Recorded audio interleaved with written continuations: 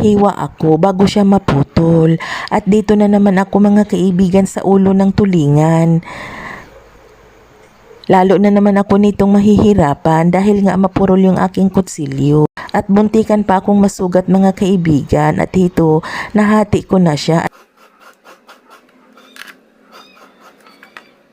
Dito na naman ako sa pangatlong tulingan, mga kaibigan. Kaya pinagtiyagaan ko na lamang. Hinahati-hati ko na naman siya at nag-uumpisa na naman ako sa paghihirap ng aking paghiwa dahil mapurol nga ang aking kutsilyo na ginamit. At hito na mga kaibigan, sa ulo na naman ako ng tulingan. Kaya ginawaan ko naman siya ng paraan kung paano ko siya mahahati.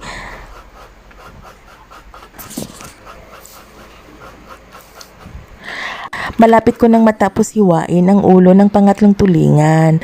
At dito na nga,